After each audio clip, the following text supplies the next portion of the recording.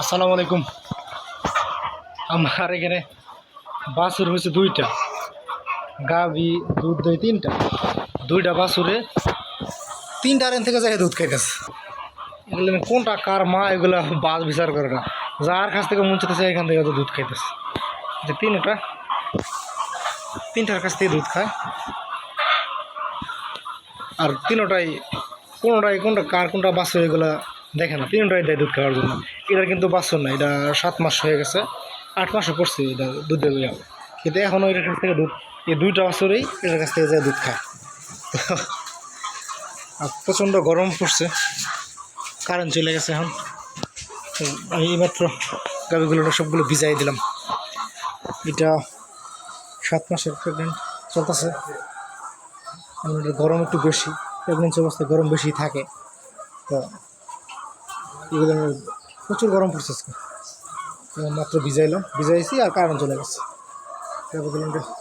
আমি দৈনিক 3 থেকে 4 বার ভিজাই, তারপরও গরম। ফ্যান তো চলেই, সব সময় ফ্যান চলতেই থাকে, কারেন্ট যতক্ষণ থাকে এতক্ষণই ফ্যান চলে, কিন্তু তারপরেও মনে হয় না যে গরম টেকেল দিতে পারতেছি। এই গরমে আসলে এই গরুগুলো তো ঠান্ডা দেশের গরু। আবার আমি যেই বীজ দিই সবগুলো 100% বীজ দিই।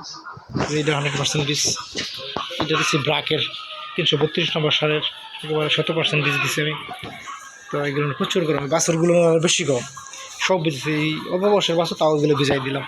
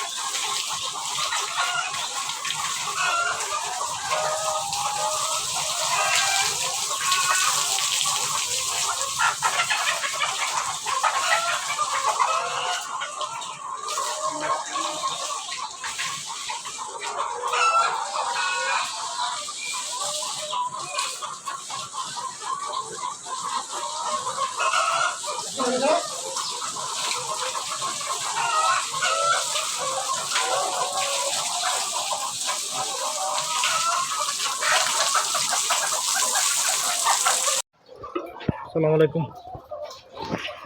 প্রচণ্ড গরম, তাই মুরগ দিচ্ছে ভিজায়া। ভিজানোর পর যেমন সব মুরগ শুয়ে পড়ছে,